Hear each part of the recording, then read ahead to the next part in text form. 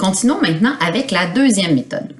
Donc, cette fois-ci, connaissant deux points de la courbe et son asymptote, mais on n'a pas la valeur initiale. Et regardez bien ici, quelque chose d'intéressant, c'est que ce ne sont pas des points consécutifs. Okay? X vaut moins 1. Un point qui lui serait consécutif, ça serait moins 2, par exemple. Mais moins 3, ça ne suit pas directement là, moins 1. Donc, ce ne sont pas des points consécutifs.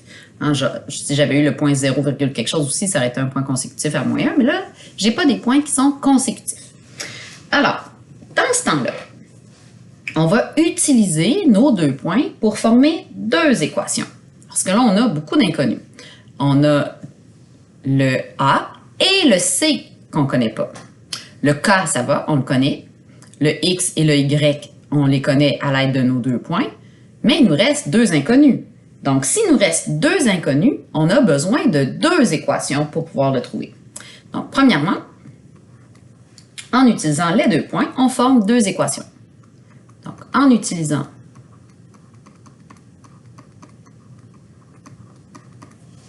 les deux points,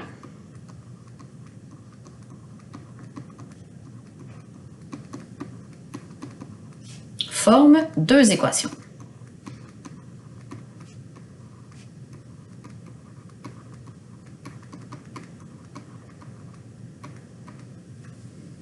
Alors, la première équation, on va la former avec le point moins 1, 14. Ça me donne donc... OK, mon équation, hein, je vais l'écrire ici, là. Y égale à A fois C exposant X plus K. Là, je vais remplacer directement tout ce que je connais, là. Mon Y vaut 14. Le A, je ne le connais pas. Le C, je ne le connais pas. Mon X vaut moins 1 et mon K vaut 4. Je peux faire un petit peu de ménage ici dans cette expression-là. Je peux simplifier. Donc, si je simplifie mon équation, je fais moins 4 de chaque côté. Il reste donc 10 égale à A fois C à la 1. À la moins 1, excusez. Prenons le deuxième point, et on va faire exactement la même chose.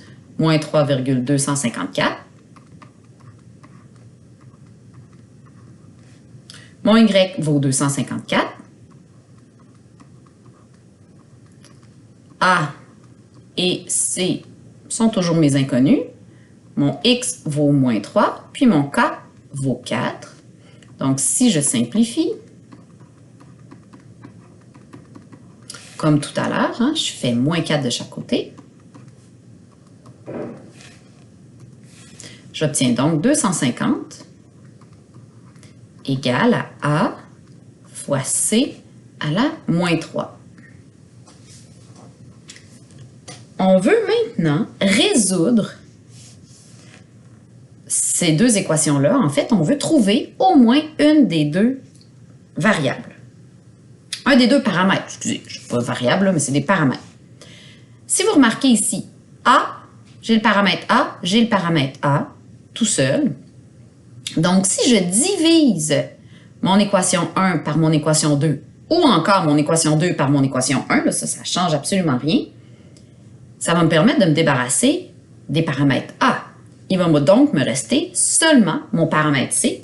Et lorsque je me ramasse avec une équation, puis un inconnu, on est capable de trouver la valeur. Donc, allons-y. Divise tes deux équations.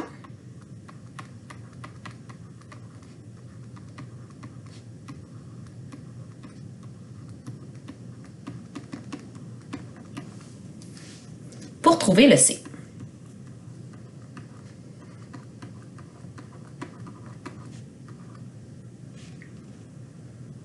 OK, alors là, c'est bien clair, tu peux diviser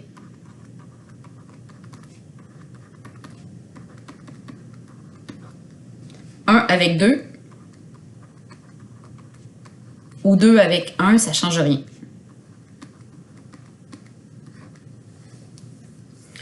Alors, si je prends 10, 1 divisé par 2, là, Donc, 10 égale à A fois C exposant moins 1, divisé par 250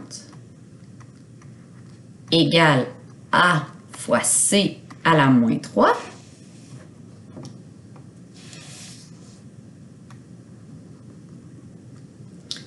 Ici, là, mes paramètres se multiplient. Donc, la division se fait bien. Ça, divisé par ça, A divisé par A, il n'y en a plus. Hein, ça donne A à la 0. A à la 0, ça donne 1. Lorsqu'on a deux bases identiques qui se divisent, ben, on soustrait nos exposants. Ben, 10 divisé par 250, ça fait 1/25e.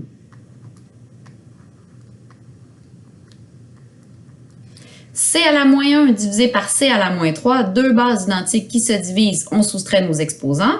Alors, moins 1 moins moins 3, ça fait donc 2. J'obtiens donc une belle petite équation avec un seul inconnu. Pour me débarrasser de l'exposant 2, j'ai juste à faire la racine carrée.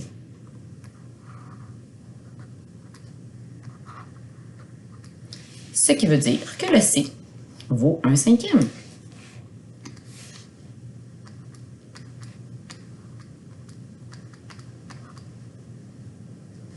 Maintenant qu'on a notre paramètre C, on a notre paramètre K, ben on va venir trouver notre paramètre A avec un point.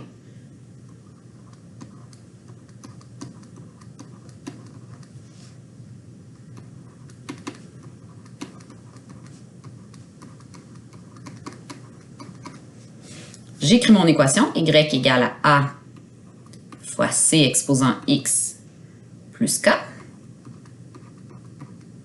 Je remplace, si je prends mon point, n'importe quel, là, moins 1, 14, peu importe lequel je prends, là, ça marche. A fois 1/5 à la moins 1 plus K. Alors, moins 4 de chaque côté. J'aurais pu aussi repartir avec 10 égale à A fois C à la moins 1. Là. Si je remplace mon C par 1/5, ça revient au même. Là. Donc, 10 égale à A fois 1/5 à la moins 1, ça c'est 5. Donc, il vous reste à diviser par 5 de chaque côté. N'oubliez pas, là, lorsqu'on a un exposant négatif, on inverse la base pour avoir un exposant positif. Donc, toutes nos propriétés des exposants, on s'en resserre encore. Ça, c'est ce qu'on a vu en secondaire 3, nos propriétés des exposants.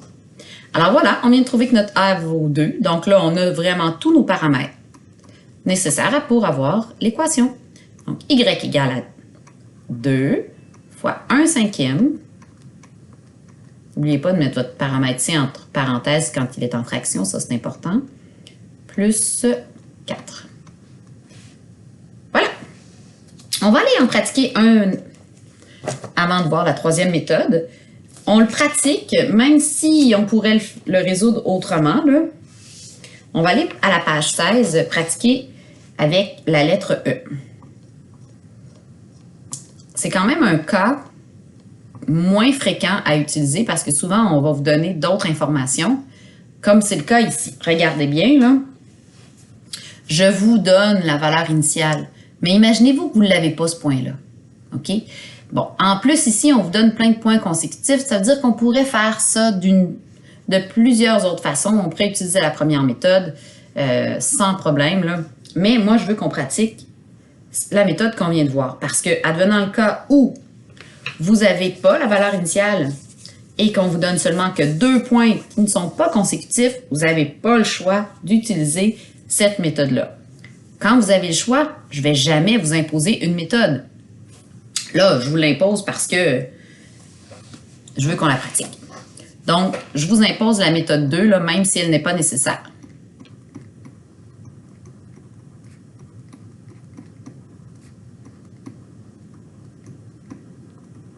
Donc, même si non nécessaire. Okay? C'est important là, que vous compreniez qu'on aurait pu passer par un autre chemin, mais c'est juste parce que je veux qu'on pratique notre méthode 2. Alors, je vais prendre. Donc, prenons notre K qui vaut 1 Et prenons 2 points, là, les 2 premiers points. J'aurais pu prendre des points non consécutifs, ça aurait fonctionné aussi, là. Mais ça ne change rien qu'il le soit. Donc, moins 2, moins 31 et moins 1, moins 7. Évidemment, je ne suis quand même pas allé prendre ma valeur initiale.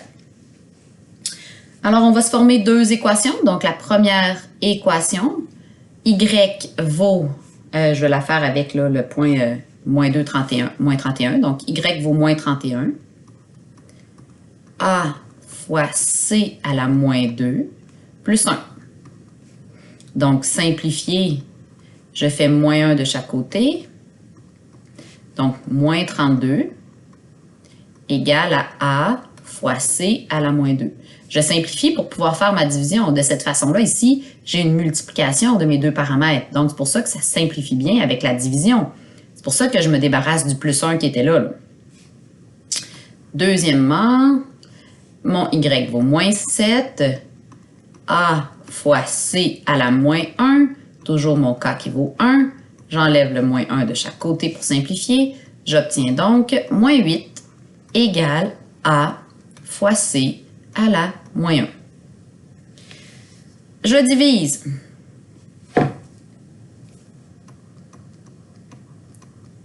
L'équation 1 par l'équation 2. J'aurais pu diviser l'équation 2 par l'équation 1, là.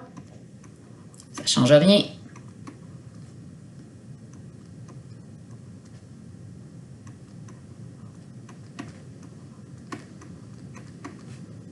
On obtient. Donc ici, les A s'en vont. C'est ça notre intention.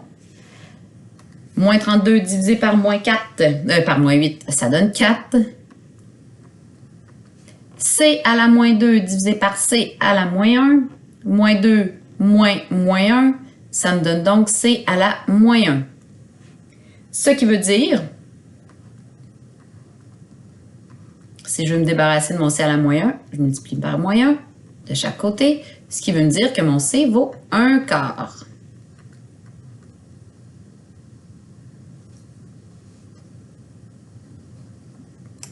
On trouve le A maintenant.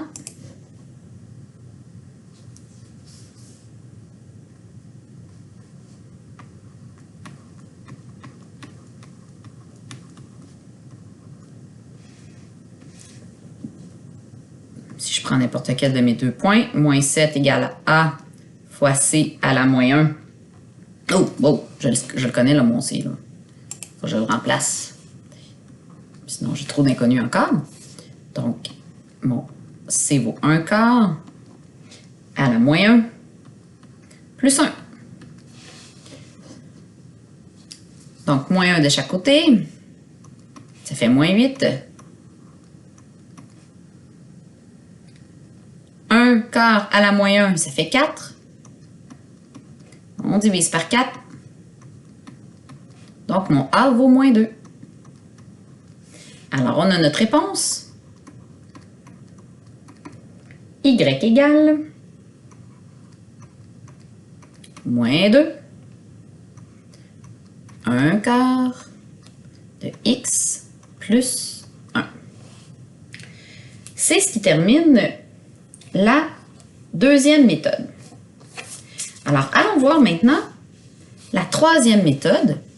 Il n'y a pas d'autres exemples là, à pratiquer concrètement dans les notes de cours. Par contre, pour la méthode numéro 2, là, par contre, vous allez en pratiquer aussi là, dans des documents d'exercice.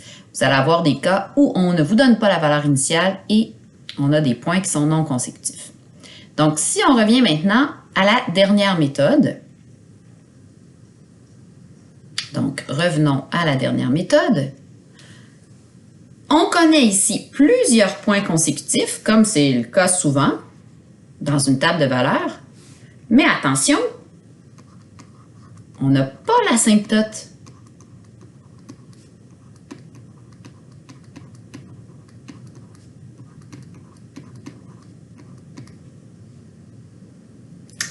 Alors, là, on va venir trouver une façon différente de trouver le C.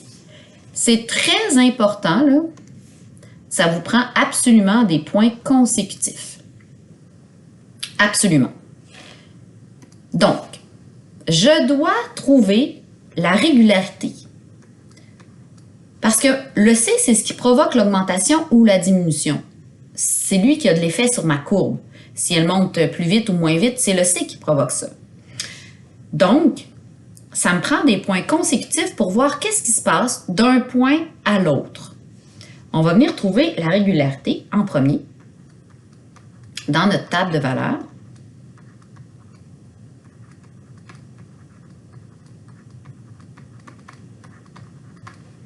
Donc, pour trouver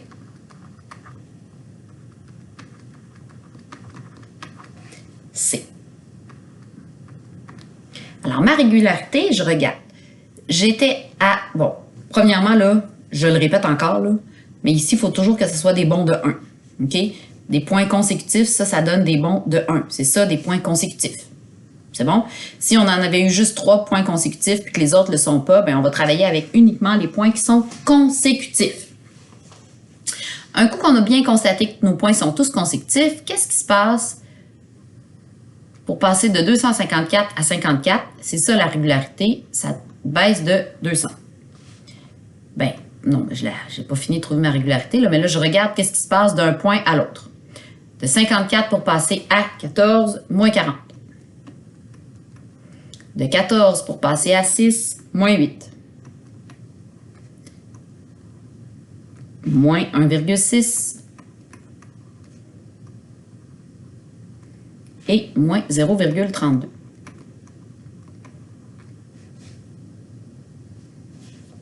Je trouve le C en comparant mes régularités. Alors, moins 40 divisé par moins 200, c'est égal à moins 8 divisé par moins 40. Qui est égal à moins 1,6 divisé par moins 8, qui est égal à moins 0,32 divisé par moins 1,6. Évidemment qu'on n'a pas besoin de toutes ces comparaisons-là, mais je veux juste vous montrer on trouve notre régularité comme ça, en comparant les variations de nos variables y. Alors, moins 40 divisé par moins 200, ça me donne 1/5, qui est la même chose que moins 8 divisé par moins 40, qui est la même chose que moins 1,6 divisé par moins 8, etc. Donc, ça nous a permis de trouver la base. Bon, parfait. Dans mon équation, n'oubliez pas, on cherche toujours la même forme de l'équation. Y égale à A fois C à la X plus K. Ce que je viens de trouver, c'est le C. Combien d'inconnus il me reste encore? 2. Il me reste le paramètre A et le paramètre K à trouver. Donc, j'ai besoin de 2 équations.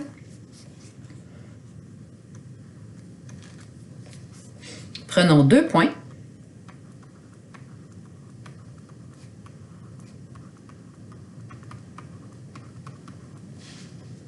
Pour former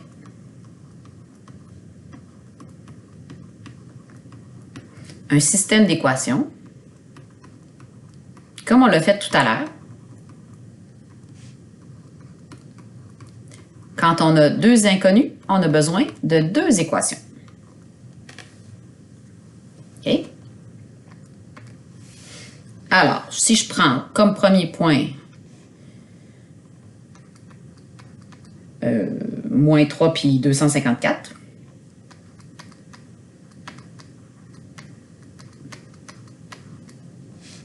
ça va donc me donner l'équation suivante. Mon Y vaut 254.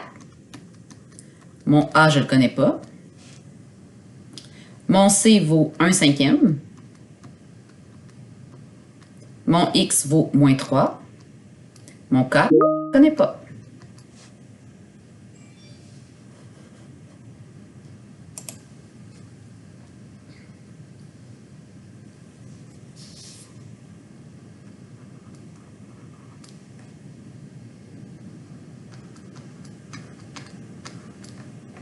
Je prends un autre point, moins 2,54. Je remplace mon Y par 54. Mon A que je ne connais pas. Mon C que je connais, 1/5 à la moins 2 plus K. Est-ce que vous pensez qu'on peut faire la méthode de la division des équations comme on l'a fait tout à l'heure? Non, je ne peux pas parce que j'ai une addition ici, là. OK? Juste une petite parenthèse. Souvent, il y en a qui font cette erreur-là. Par exemple, si on a 1 plus 3 sur 4 plus 3, bien, tu n'as pas le droit de faire ça, là. OK? Ça, c'est pas bon. 1 plus 3, ça fait 4. 4 plus 3, ça fait 7. Puis si tu avais simplifié comme tu voulais le faire, c'est comme si tu étais en train de me dire que 1 quart était égal à 4 septièmes. Non. Alors, c'est pour ça qu'on ne peut pas diviser lorsqu'on a des additions entre nos termes.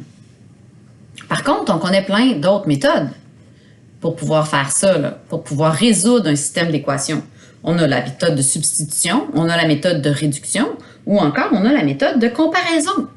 La méthode de comparaison, elle est très efficace lorsqu'on a la même variable d'isoler dans les deux cas. Mon cas ici, justement, très facile à isoler. Alors, c'est ce que je vais faire. J'isole K, ça va donner mon K1. Donc, K, tiens, je vais l'appeler K1 directement, va être égal à 254 moins A fois 1 cinquième à la moins 3. Mon K2 sera donc égal à 54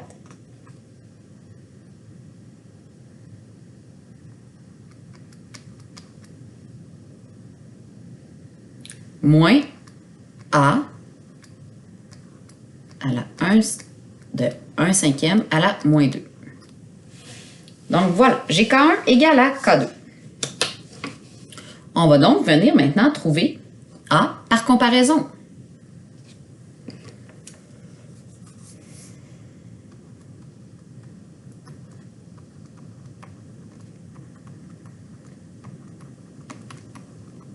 Donc, par comparaison, trouve A.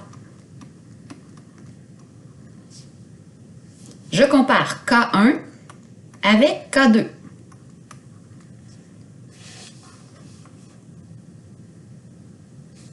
Bon, K1, c'est 254 moins A fois 1 cinquième à la moins 3 égale à 54 moins A fois 1 cinquième à la moins 2. Là, on a du ménage à faire. On a un ménage qu'on aurait pu faire avant d'ailleurs. 1 cinquième à la moins 3, ça se calcule. Hein? Ça donne 125 parce que c'est la même chose que 5 exposant 3. Là. Quand j'ai un exposant négatif, j'inverse ma base. Fait que j'ai en réalité 254 et moins 125A. Ça va se travailler pas mal plus facilement. Puis ici, on a 54 moins 25A. Ça, vous auriez pu le faire directement là, tout à l'heure quand on a isolé notre cas. On aurait pu le faire. Bon, voilà. L'important, c'est de le voir à un moment donné. Donc, ici, ça se fait bien. D'un côté, on met les A, de l'autre côté, on met nos constantes.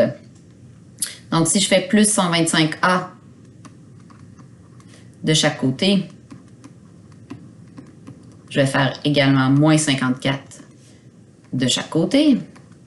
Donc, 200 égale 100A. On divise par 100 de chaque côté. Donc, mon A est égal à 2. Maintenant, on va trouver K.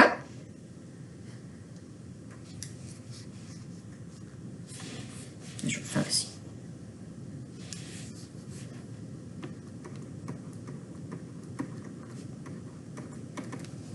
Si je prends mon K1, qui est égal à 254 moins 125A, mon K va être égal à 254 moins 125 fois 2. Donc, mon K est égal à 4. Vous pouvez valider avec votre autre équation. Hein? 54 moins 25 fois 2, donc 54 moins 50, K égale 4. Alors, on a notre réponse. On a tout trouvé. y égale, mon a vaut 2, mon c vaut 1/5 à la x plus k. Donc, voici un exemple dans lequel on ne vous donnait pas l'asymptote. Allons pratiquer ça avec la lettre D ici à la page 15. Donc, à la page 15, tout le monde, on va pratiquer le K.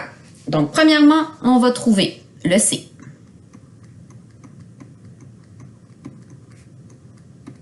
Je regarde. Est-ce que j'ai des points consécutifs? Oui, merveilleux. Donc, de moins 3,58 à moins 1,5, il y a une addition de 2,08. De moins 1,5 à 11, il y a une addition de 12,5. Il y a une addition de 75. Il y a une addition de 450. Alors, le C, si je fais 12,5 divisé par 2,08, ça donne la même chose que 75 divisé par 12,5. Ça, c'est une façon d'ailleurs de s'assurer qu'on a une fonction exponentielle. Si on vérifie donc la régularité là, de l'augmentation ou la diminution en fait de nos y, ça nous permet de voir si notre fonction est une fonction exponentielle. Si j'avais toujours eu, mettons, plus 2, plus 2, plus 2, ben là, j'ai une fonction affine. OK? On s'entend que ça serait quoi une fonction exponentielle?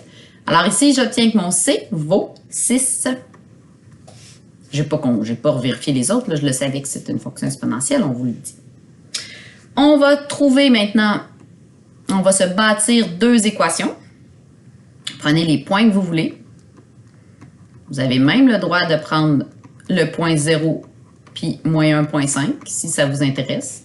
Et le point 1, 11. On aurait pu prendre n'importe quel point. Je me forme deux équations. Mon équation numéro 1 que je vais former avec le premier point, ça va me donner moins 1,5. Mon A, je ne le connais pas. Mon C vaut 6, 6 à la 0, plus K. Donc ici, si j'isole mon K, 6 à la 0, intéressant ça, ça donne 1. Alors K va être égal à moins 1,5 moins A. Voyons.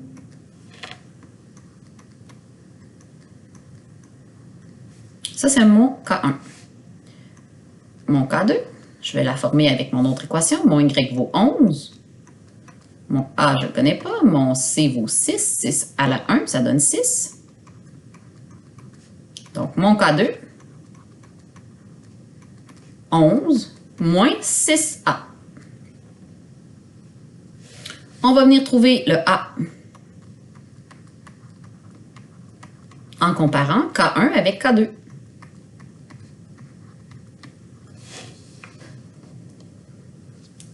Donc, moins 1,5 moins A, c'est égal à 11 moins 6A. Je regroupe, par exemple, si je décide de faire plus 6A des deux côtés, je vais faire plus 1,5. Plus 1,5. Alors, moins 1 plus 6A, ça fait 5A.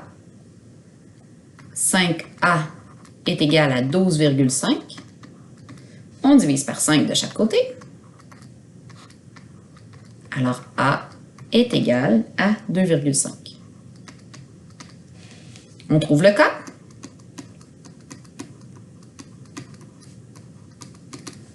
Donc, K est égal à moins 1,5 moins 2,5. Donc, mon K vaut moins 4. Alors, notre réponse, notre équation, Y égale 2,5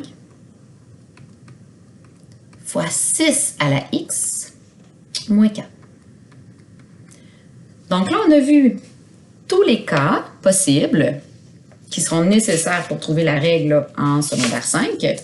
Alors, il vous reste quelques exemples à compléter jusqu'à la page 16. Là. Donc, dans la page 14, il en reste un, page 15 aussi, et page 16 aussi. Donc, il vous reste 3 exemples à aller travailler pour vous pratiquer à trouver la règle. Et ensuite aussi, là, faites bien les devoirs là, du cours 4.